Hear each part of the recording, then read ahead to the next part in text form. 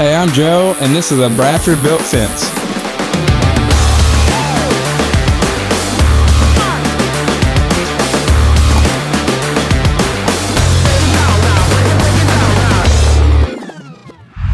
Hey guys, it's Joe. Hey, we're here on site at a job here in Conway where we just replaced this fence, and it was one that was really showing its age. So let me show you the new wood fence that we just put in. So I'm gonna show you the fence and kind of walk through this, what we replaced, but also I wanna go through a deep dive of the gates here. This is a pretty typical 6 foot tall dog ear privacy fence. The dog ear refers to the cuts on the tops of these pickets. So that's a super common, one of the most popular styles that we do. You see a lot of this privacy with neighborhoods and stuff like this to give the delineation between yards and the privacy. Now, specifically on this gate, this is a single gate. This gate here is 4.5 feet wide, which is pretty typical on a wood gate, somewhere between 4 foot to 4.5 feet wide. That gives you room to bring in a wheelbarrow or most lawnmowers and give you good access. So with this setup, this is a wood gate. So it's got obviously your wood pickets, but it's got a wood frame and a wood post. So starting with the post, we always set a larger 6x6 hinge post for the hinge to support the gate, as opposed to your typical 4x4 post. So you have your hinge post, you have your wood bracing, and if you note here, the normal, horizontal bracing that matches the fence, but then you've got a vertical support on your latch side, which is important for the latch. And then probably the most important part of this bracing is your diagonal brace. This diagonal brace goes from the bottom of our hinge side to the top of our latch side. And so what that's doing is, that would be referred to as a compression brace. So it's actually giving an upward force to combat that gravity pushing down on the gate. So and sometimes you'll see this backwards, where they'll brace it from the top of the hinge to the bottom of the latch.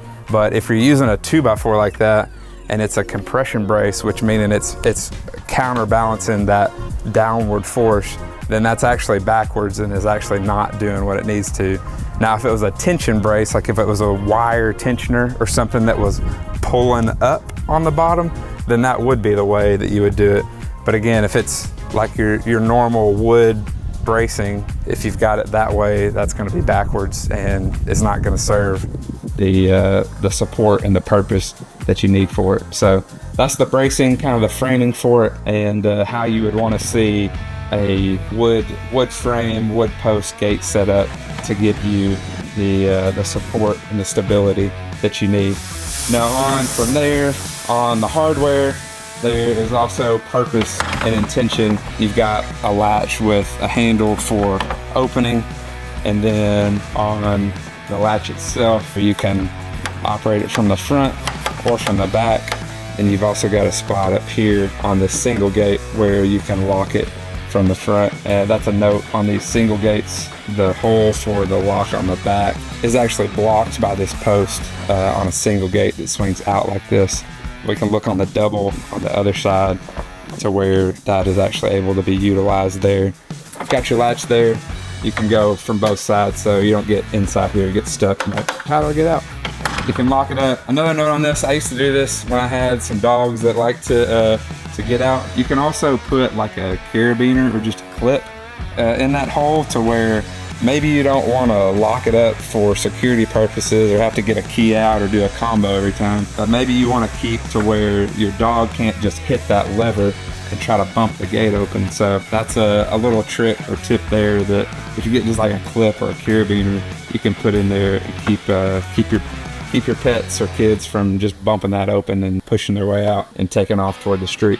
So onto the hinges. These are a black powder coated hinge. We always like to do 3 here. They actually come in pairs of 2, but we use an extra set or half of an extra set on a 6-foot fence like this to do a hinge at each 2x4 rail.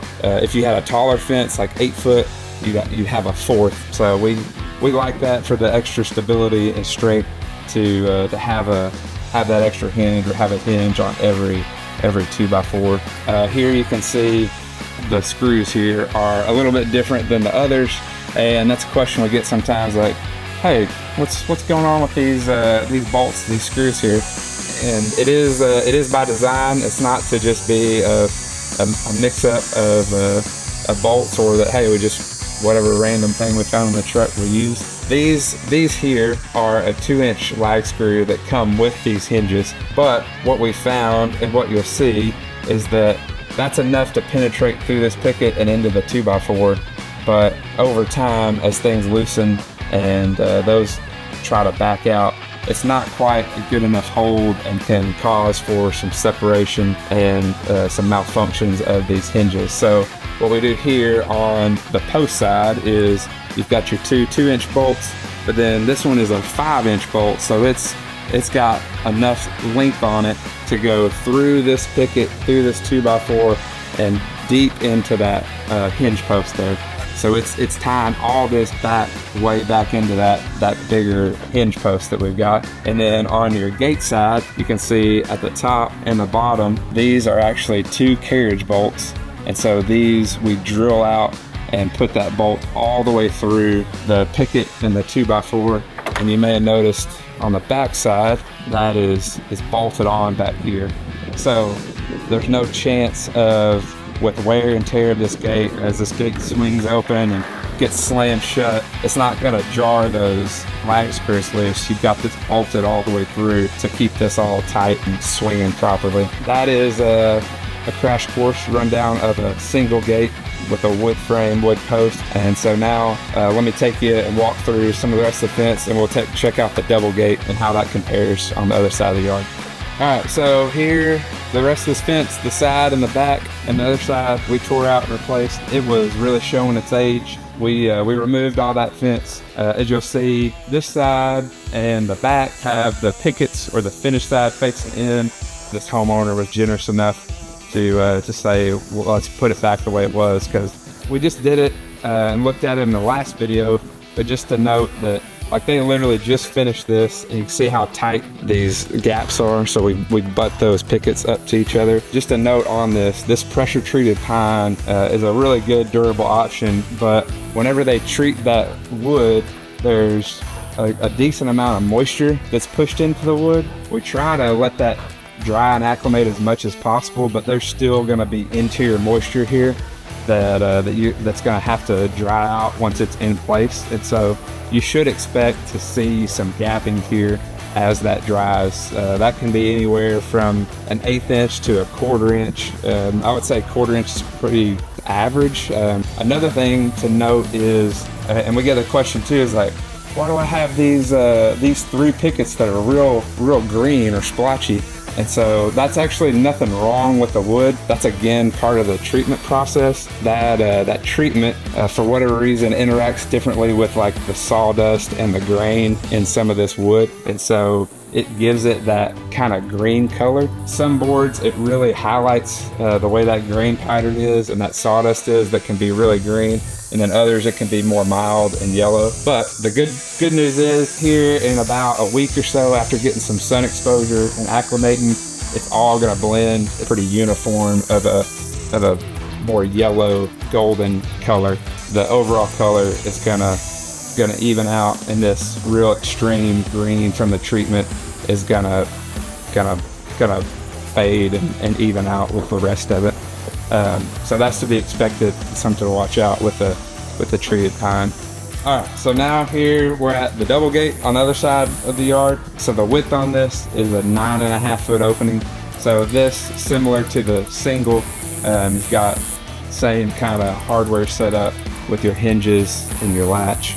Now here, On the double, you've got one side that's going to operate just like that single would, where you unlatch it and it swings freely, open, close. What we would consider the stationary side is going to have a drop rod that pins this side down. So we get that question a lot too, like, oh, if I have a double, am I going to have to mess with opening and closing both sides every time? And that's not true. Whenever you need to open it up, then you just pull the drop rod and you can open up this full. You've got your 6x6 hinge post with the double you've got on each side. Each side is hanging from a larger gate post. Since you don't have a post, that latch post blocking this inside hole, you can actually utilize either this inside hole here or the outside hole here to, again, put a lock or carabiner or clip to keep that latch from being open. So this piece too, this picket that we put on the back side, is similar to how we do our contact blocks on the single, but one, it serves a couple purposes. It allows for something for this other gate to close up against and keep it secure, but it also blocks that gap in between the two gates. So yeah, this gap here in the middle is something that recently I saw on a fence specific group Facebook forum, that there was a debate of how much room should you leave on the gap between your wood gates. And so our standard has always been a 1 inch, 1 to 1.5 inches, but you really want that, and not necessarily because we think, oh man, this is gonna sag or have issues of coming together, but more so because this is an exterior gate out in the elements, out in the weather. This is a natural product, so it's gonna absorb moisture and dry out with different weather cycles. So there's gonna be some expansion and contraction that's gonna happen that you need to have some margin here to account for in your latch. So I'm sure you've seen it, and I've seen it before, and I always kind of cringe a little bit, but sometimes for privacy purposes, people will try to leave just a small, like 1/2 inch gap or even less between those gates. And as those shrink and expand, they typically become problematic and start rubbing and have issues. So again, that's our rhyme and reason behind the spacing there.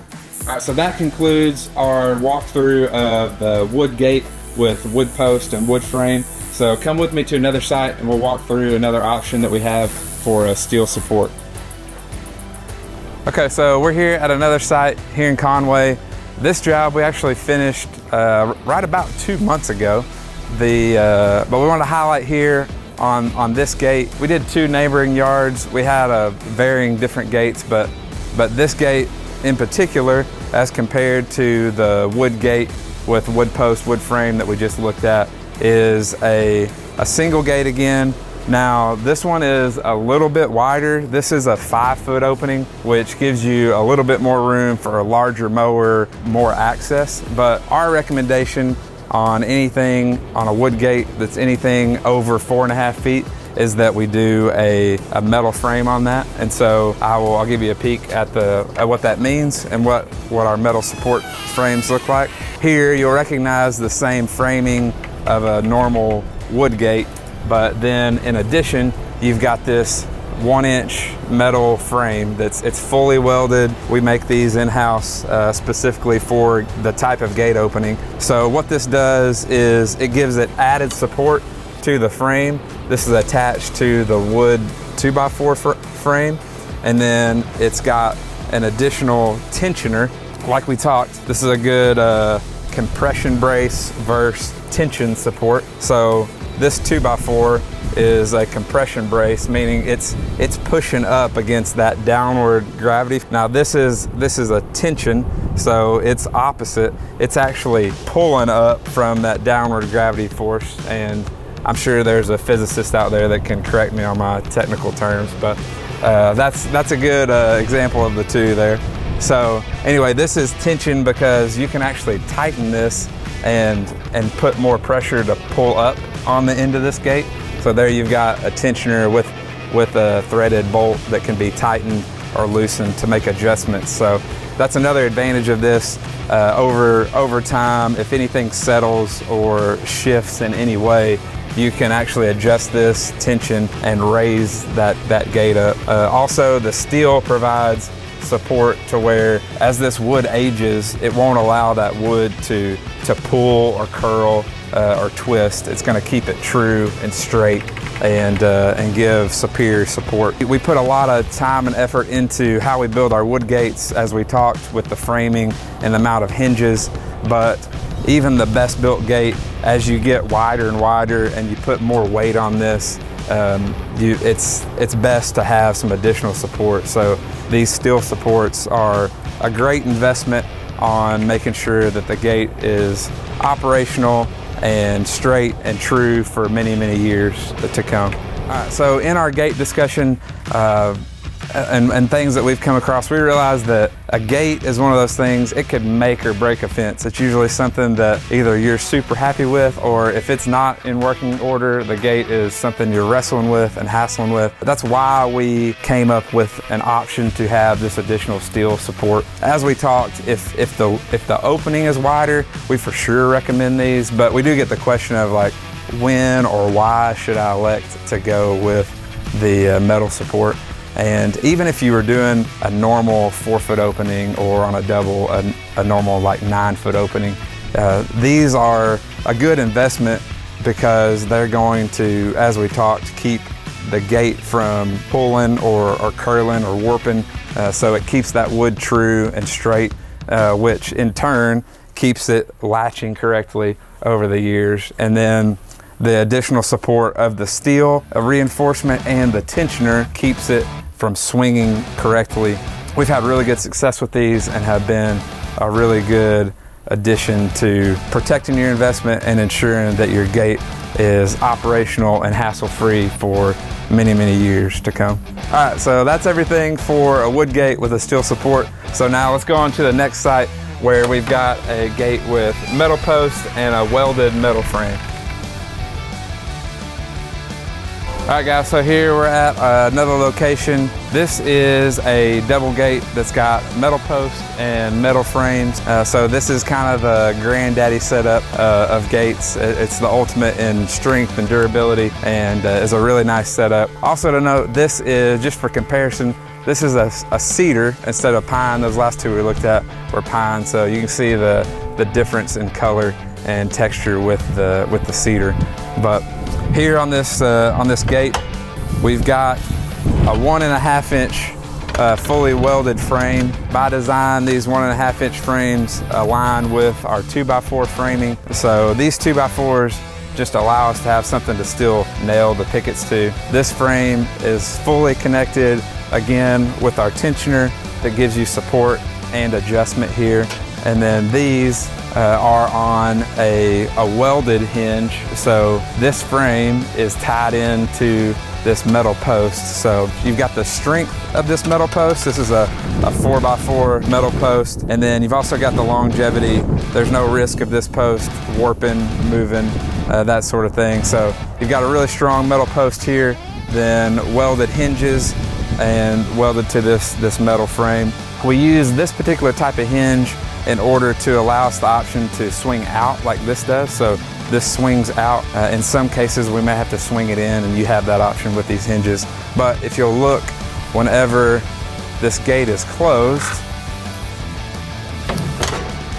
you've got a little bit of a reveal between the post and the gate here, but this hinge requires minimal gapping or distance between there. So we like that, because once we put our pickets on the front, it can still fully open without binding on those pickets. There's other hinge options that you have issues with that once you put your pickets on, it'll bind unless you leave a very large gap there. So those are a nice feature and help us to preserve as much privacy as possible. Where would you use a gate like this? So one would be if you need a larger opening. So if you need like say a 12 or 16 foot or even 20 foot opening for like a RV or boat or camper or something that you could get through one of those other double gates that we looked at before, but it's going to be real tight. This kind of setup, you could go a distance that's going to be a real comfortable distance to pull through, back in and out. With that kind of span, these are great options. Again, like we talked with the steel supports, these are great options even if you got a normal opening. But if you want something that is a gate that's never going to have to be replaced and always going to be functioning for many years, it is definitely a different investment than the other options, but it's something that's going to last, and this post and frame will outlast this wood on here. Over the years, you'd be replacing this wood before you would be replacing the gate.